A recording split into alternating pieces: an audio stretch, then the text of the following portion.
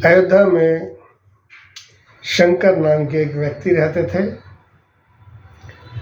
उनके परिवार में 4 पुत्र और 2 पुत्रियां थीं।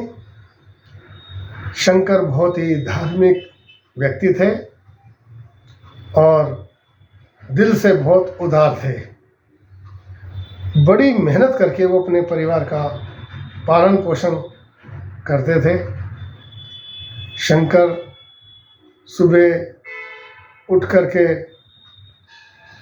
बिना नाश्ता किए, कई बार बिना भोजन किए भी घर से काम पे निकल जाते और बड़ी मेहनत से काम करके वो अपने परिवार का पालन पोषण करते थे। उनका बड़ा जुनून था कि वो अपने बच्चों को अच्छा भोजन दें, अच्छी शिक्षा दिलाएं और उनको काबिल इंसान बनाएं। शंकर दिन में काम करते और उसके बाद कुछ समय वो शाम को नौकरी के बाद ओवर टाइम भी करते थे। किसी तरीके से वो अपना परिवार का गुजारा कर रहे थे। और जब धीरे धीरे बच्चे बड़े हुए तो उन्होंने बच्चों की शादियां कर दी। बेटी की शादी कर दी और दूसरी बेटी की भी शादी कर दी और 4 बेटों की भी उन्होंने शादियां कर दी। 4 बेटे जानते थे कि हमारे पिता ने हमारे लिए कितनी मेहनत की है। अपनी मेहनत से दिन रात कमा के हमें पढ़ाया लिखाया और हमें योग्य इंसान बनाया है। बच्चे जो थे बहुत काबिल थे, मगर कहते हैं ना, जो होना है वो तो होना ही है। एक घर में ऐसी बहू आ जाती है कि जो कि अपने पति को बहका करके अपने माता पिता के ही खिलाफ कर देती है और उसका पति भी उसके बहकाए में आ जाता है और परिवार में रहकर ही अपने पिता से छुपकर काम करने लगता है। उसे कोई भी काम करना है, अब वो अपने पिता की सलाह नहीं लेता। बड़े बड़े फैसले वो खुद लेने लगता है। यहाँ तक कि कोई भी चीज़ अगर लानी है तो अपनी पत्नी को बताएगा,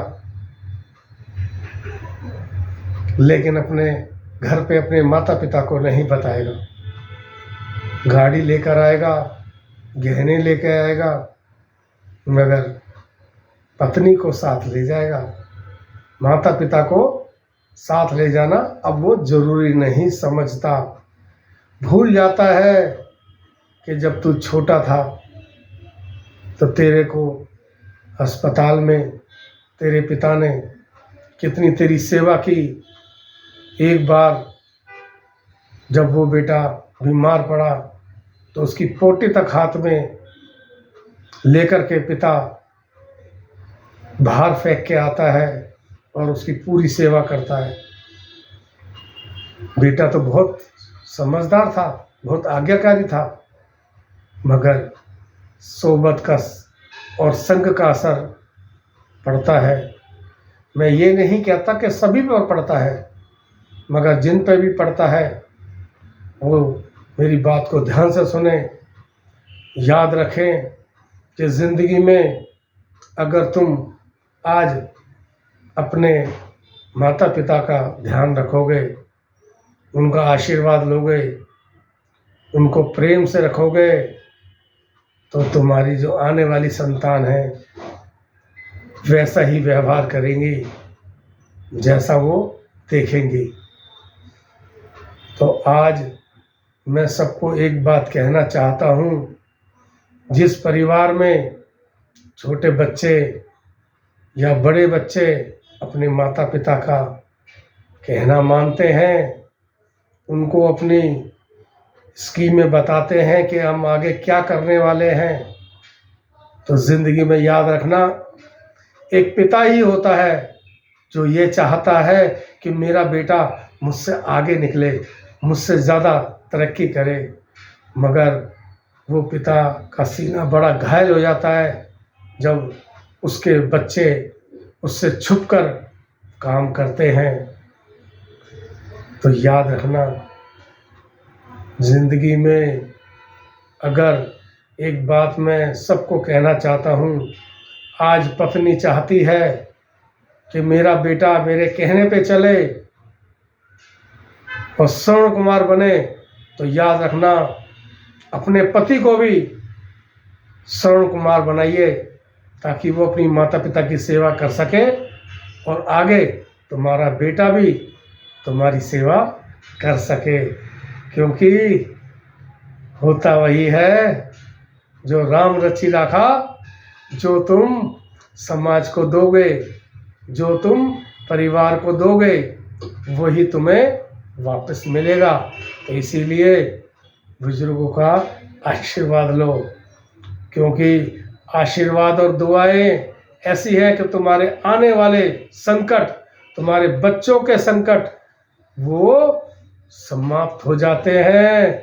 इसीलिए जिस घर में बड़े खुश रहते हैं, उनके चेहरे पे खुशी रहती है, वो घर आज के समय में किसी मंदिर से कम नहीं है। इसी घर में स्वर्ग है और लक्ष्मी भी ऐसे घर में निवास करती है।